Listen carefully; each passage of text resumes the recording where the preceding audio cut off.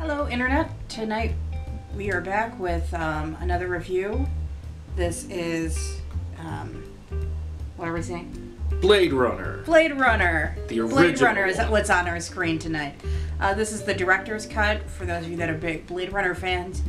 Apparently, which cut you see makes a difference. Tragically, neither one of us has seen this before, so before we had to turn in our nerd cards, we figured we would fix this and just watch it. So it's directed by Ridley Scott. It's one of the most famous movies he's directed. It's starring Harrison Ford and Rutger Hauer. It's from 1982, so before our time, so I suppose it's slightly forgivable. We've never seen it. It's based off of a Philip K. Dick novel, Do Androids Dream of Electric Sheep? Which I have read the novel, so I think I get to keep at least part of my nerd card. He does, but we're going to watch it, and then we'll both get to keep them. It's got an 8.2 on IMDb, and it was actually up for a couple of Academy Awards. Such as? Set decoration, which lost out to Gandhi. It was also up against Annie and a couple others, but usually set decoration tends to go to like a costume drama, so I guess that counts as Gandhi. But That makes sense. I guess this is always like the remake was really talked about how like visually stunning it was, and I guess this, from what I've heard, is that the original one was also very visually appealing as well.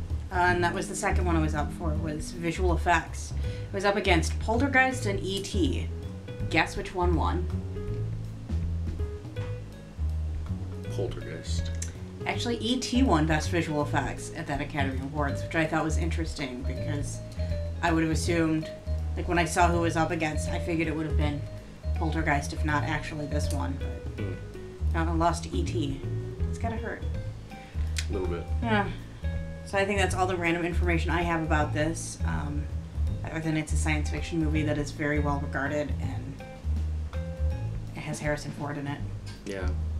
I don't really know what it's about, but let's find out. Yay!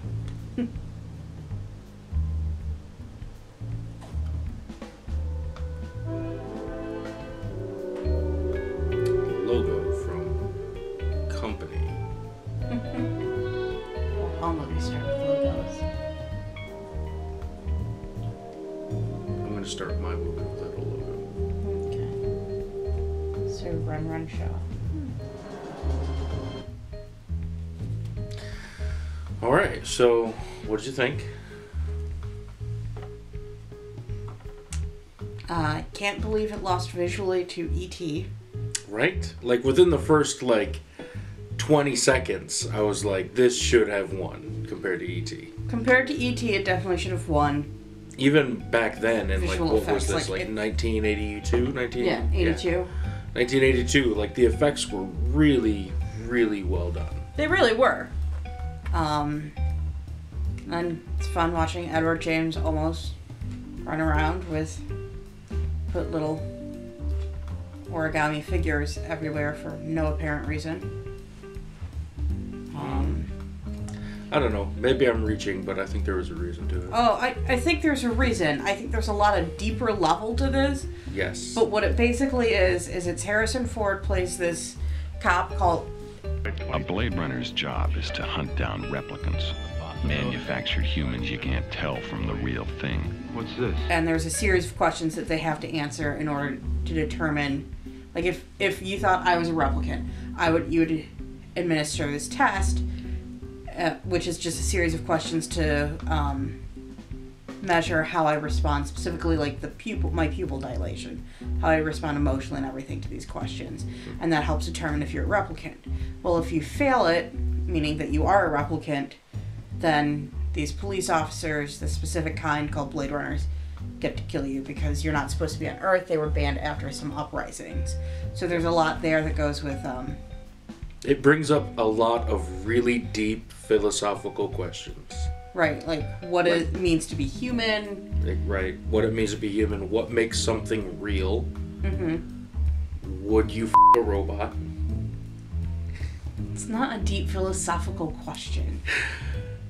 Okay, maybe not a deep philosophical one, but it is a question that is, at least in our culture, in our lifetime, I think that's going to be a question that we get asked a little bit more frequently. I mean, because this movie was remade into a remake just recently. It wasn't a remake. There was a sequel, Blade Runner 2049, which picks up approximately 30 years after this one, which takes place in 2019, so next year. Next year, sex robots, real thing. They're already sort of a thing now.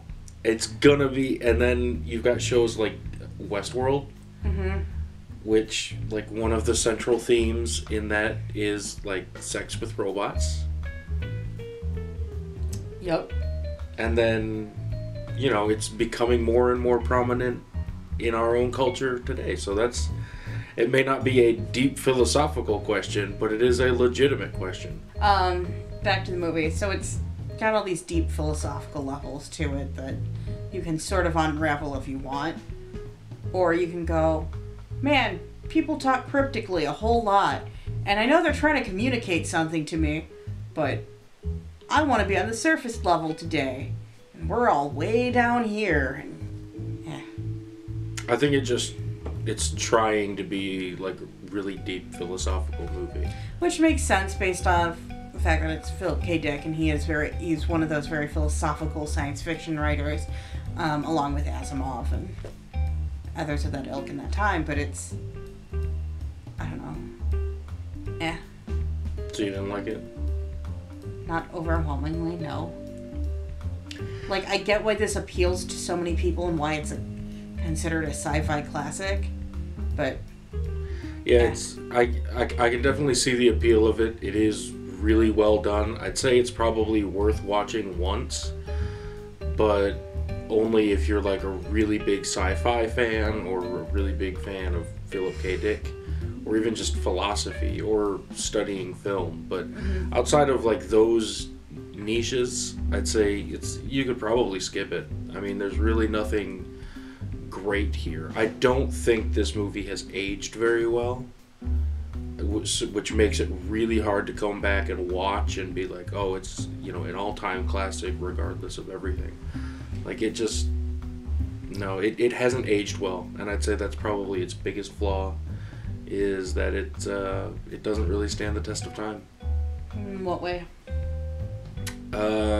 Perhaps I'd say visually speaking, is that it hasn't aged very well, which makes it really a difficult thing to watch, because that's what it's known for, or at least it was at the time, was that it's visual effects. Why do you think it hasn't aged well visually? Like, I think it's got a very specific visual style, but I don't necessarily think that it's aged poorly. I think just compared to, for example, the sequel that came out, you know, or movies, you know, I think that, especially with the advent of computer generated images, then there's so much more that we could do with movies, that going back and watching something older like this, or the original Star Wars trilogy. The original Star Wars trilogy is way better visually. No, because you can tell that they're just like tiny little puppets and practical like miniatures. effects. Practical effects are way better than CGI most of the time. Yes. No, I think one of the major exceptions would be Planet of the Apes, the new movies that have been coming out, because what they've done there is fantastic. But yes, I don't think it stands up to modern movies visually. I think it's different. Or this compared to like Avatar. Compare something like this that was known for its visuals. I look forward to the day Avatar has aged, because Avatar sucks. Yeah, the story sucks, but it did so well internationally that they're gonna make like 4 more sequels. Okay. They are. None of which has to do with this movie, really, other than we're debating visual stylings. Like, again, I don't think it's that it's aged poorly. I think it's that it's a very specific. Well, that, and it's also a very different movie. Like, and maybe audiences themselves were different back then, but this is a very slow-paced movie that doesn't have a lot of action or gore, and it has more to do with character development and world building, which maybe that's something that who directed this? Ridley Scott. Yeah, maybe this is something that Ridley Scott knew he wanted to make a sequel to when he made it, and that's why he set it up as such a slow-paced, world-building movie.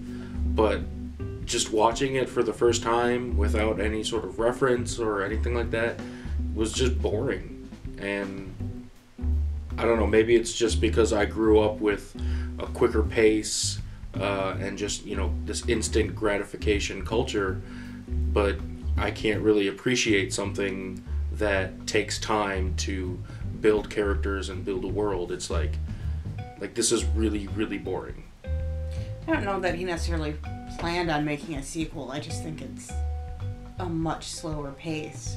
And I'd agree, it's kind of, by today's standards, it's a little slow. Yeah. Like, it's one of those things that unless you're studying film or philosophy or really like science fiction or Philip K. Dick, then there's really no reason to see this movie. It's not even like an entertaining, just munch on popcorn kind of movie. Which does tend to be more of what we like, is the munch on popcorn movies than the philosophical ones. So that could be why we're not as big of fans of this as so many other people are. But I mean, I didn't enjoy it, but I can certainly appreciate it for being a good movie. Yeah, I mean, I appreciated it as what it is. But again, I didn't really like it. Yeah, now either. That I've seen it, I'm probably not going to watch it again. We kind of agreed. All right. Yeah. That's one of the few times that happens. So I'm going to say, all in all, you could probably skip it. It's probably not even worth watching. All right, and you can write your hate comments below, because I know this is widely considered one of the best movies, especially best science fiction movies. So Tell us why we're wrong in the comments below. Like or share the video. You can share the video with people so that more people can tell us why we're wrong. We can revisit it and go, maybe I did miss the point.